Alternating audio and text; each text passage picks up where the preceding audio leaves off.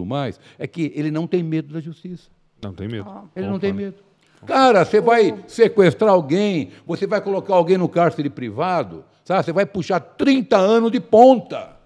Ah, é primário de bons antecedentes? Dane-se. Vai puxar 30 anos na cadeia de ponta. O camarada ele vai pensar 2 vezes antes. Mas não. O caso da Suzane, que eu comento muito também, é até um caso fora da curva, porque ela ficou 20 anos na cadeia. 20 anos. 20 anos. E poucos crimes no Brasil deixam alguém 20 anos na cadeia direto. O Bandido da Luz Vermelha ficou 30, né? Sim, e morreu meses depois de ser solto. Mas é muito difícil uma pessoa ficar 20 anos. Ela ficou, de fato. O caso Nardoni, eles já estão em liberdade. Né? Tanto o Alexandre quanto a Ana Carolina. Então, é isso que eu ia falar, porque o Edson Fernandes falou que chama expostejamento. Expostejamento, é isso mesmo, Edson. Obrigado. Isso. Né?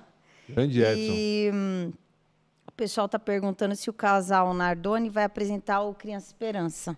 Gente, vocês são pesados, hein? Não, eu não duvido. Eu não duvido nada. Aqui no Brasil, bandido vira herói, porra.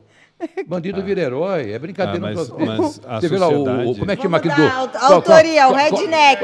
Vem pra trás aí, Priscila. Como é que chama aquele lá, Snyder do Rio de Janeiro, lá que o Castro ama ele? Osran, como que é? Osran? Aquele que ficou preso e foi solto agora, que é do CV lá, aquele cantor de rap lá. Oruan. Então, o Oruan, ele tá pensando, o Castrão que adora ele. Não, Oruan. Ele tá querendo sair candidato a deputado estadual lá pelo Rio de Janeiro. E ganha, meu. Pô, e ganha. Devia ter uma situação que não permitisse o indivíduo sendo investigado. Não transitou em julgado. Não transitou em julgado, mas ele está sendo investigado, né? É capaz, se sair, ganha. Mas nesse caso do Nardoni, por exemplo, o condomínio onde eles estão morando fez um abaixo-assinado querendo tirar o casal de lá, que não querem ter eles como vizinho. Meu, você não então a sociedade dá um tipo de resposta. Mas pela condição financeira que eles têm, eles podem morar em qualquer lugar, né? Porque eu fiquei sabendo, porque eu vou muito em Tremembé, eu tenho muito cliente lá. E eu fiquei sabendo que, assim que eles foram para o semiaberto, perguntaram para eles se eles queriam ir para um sítio ou se eles queriam ir para a praia. E aí foram lá e presentearam com... Eles falaram que quero ir para um sítio. Foram lá e presentearam um sítio para eles passarem uns dias da primeira vez que saíram no semiaberto. Os carros dos dois eram 2 carros zeros, acho que uma picape, não sei marca de carro. Um foi para a unidade feminina e o outro para a unidade masculina para pegar os dois. Que eles até pararam num... Me chama que eu também faço investigação, caramba. Eu também sei, Vamos de uns relembrar também. rapidamente o caso da Richthofen, né? Ela namorava o Daniel, lá, o Daniel Cravinho, sim. E também, coincidentemente, vai fazer aniversário, se a gente pode falar assim, né? No dia 31 de outubro. Foi um crime que também aconteceu no dia 31 de outubro, mas esse em 2002. Eles estavam planejando há algum tempo já. Ela era de uma família de classe média alta, morava ali na rua Zacarias de Góes, no Campo Belo. O Daniel também morava no Campo Belo, mas numa casa mais humilde, era de uma família mais simples, da família Cravinhos. E o pai e a mãe da Suzane, eles viajaram para a Escandinávia 20 dias antes do crime, se eu não me engano. E ficaram 1 mês viajando. Né? E voltaram faltando 20 dias para o crime. E a mansão ficou para os dois, para o Daniel e para a Suzane. Eles já tinham a ideia de cometer aquele crime. Ficaram morando lá. E ficaram morando por 1 mês na mansão. E aí falaram, é essa vida que a gente quer para sempre. Só que para a gente ter essa vida, os seus pais não podem mais existir. A mandante intelectual do crime, de acordo com todas as investigações, foi a Suzane. Né? Algumas pessoas dizem que o Daniel, se não fosse o Daniel, fosse outro namorado, seria também levado a cometer o crime. Dizem que ela é muito sedutora. Pessoas que conviveram com ela na cadeia, enfim...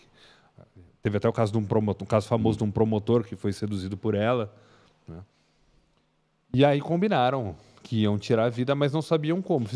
Eles tinham a ideia de talvez cortar o cabo de freio do carro, mas falou, isso pode não dar certo, enfim, são muitas variáveis.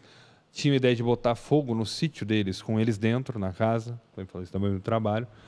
O Manfred tinha uma arma e eles fizeram um teste uma vez. A Suzane fechou todas as janelas da casa e foi para o meio da rua. O Daniel botou um paralelepípedo em cima da cama e deu um tiro com a arma. E ela, mesmo sendo 2 da tarde, né, quando eles fizeram, ela ouviu o barulho do tiro lá de fora. Então não pode ser com arma. Imagina, se é 2 da tarde ouvir o tiro lá de fora, de madrugada os vizinhos vão ouvir. Muito mais. Né? Então, tem que ser de outra forma. E aí chegaram na ideia de fazer com um cabo. Que ele pegou uma... Sabe essas... Mas que é de aço, que tem aquelas estruturas de aço, de estante, de você colocar... Então, que tem o e ele recheou com madeira. Ah. Ele recheou com madeira, porque ele tinha muito material que ele trabalhava com aeromodelismo. A Suzane conheceu o Daniel Cravinhos porque ele foi professor de aeromodelo do irmão dela. E aí ele manufaturou essas armas e fizeram um plano de tirar o irmão dela de casa, levaram ele para uma lan house à noite. E aí se juntaram ao irmão do Daniel, o Christian Cravinhos, entraram na casa, a Suzane abriu para os dois subiram para o andar dos quartos, o segundo andar da casa, o andar de cima, e acabaram com os pais da Suzane. Né? Desceram a paulada nos dois, mataram. E curioso sobre esse caso também é que um fator muito importante para elucidar o caso foi um jogo do Corinthians. Porque a Suzane tinha dito que tinha... eu peguei meu irmão, levei ele para... Vim buscar meu irmão em casa, levei ele para a lan house, nós fomos para um motel, que o Ricardo Salada Perito brinca, que é a nota fiscal 001 do motel, né? Porque eles pediram a nota fiscal do motel, ninguém que eu conheço faz isso. Né? Só quem quer muito provar que estava no motel vai pedir a nota fiscal do motel. E a Suzane disse, peguei meu irmão, deixei na lan house e fui para o motel. Que horas você pegou seu irmão? Era umas 8 e pouco da noite, 9 da noite. E nesse dia estava tendo um jogo do Corinthians. E tinha um vigia na rua. As câmeras estavam desligadas, talvez ela desligou antes. Então o vigia disse, olha, a dona Suzane realmente veio aqui de carro, ficou um tempo, mas eu lembro que ela veio no horário do intervalo do jogo do Corinthians. O cara não lembrava a hora, mas lembrava que era na hora do intervalo.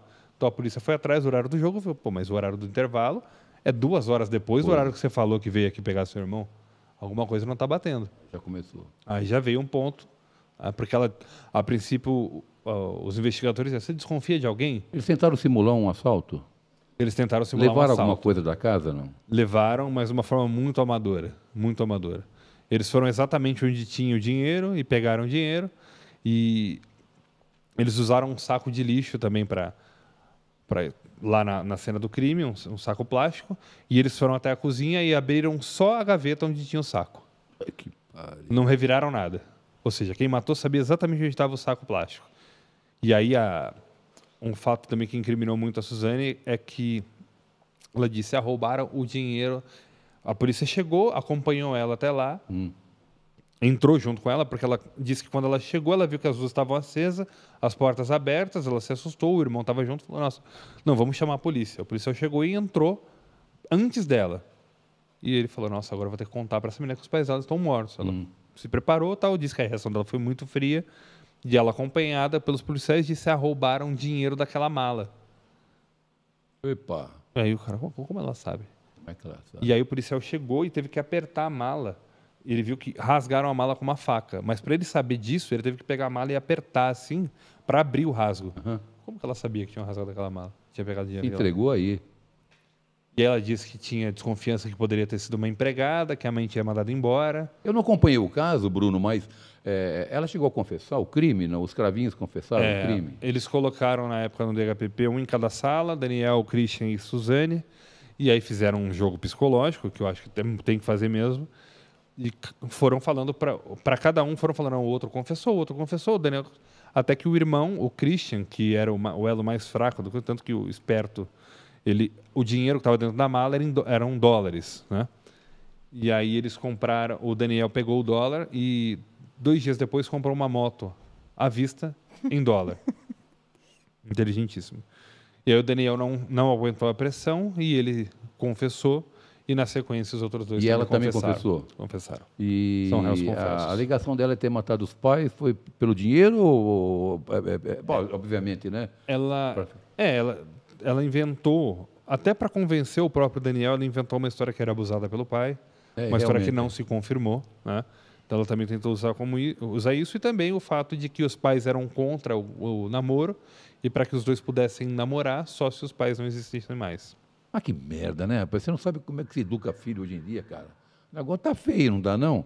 Nossa, pô, você dá tudo, cara. Pô, não dá para entender, né, Pri? O fato é que ela ficou sem o namorado, sem os pais, sem a liberdade por 20 anos.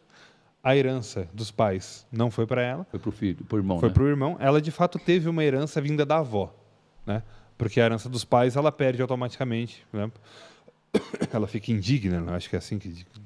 Exatamente. Mas ela chegou a brigar um tempo por Chegou. essa herança. Chegou. Depois ela abriu mão. Abriu mão.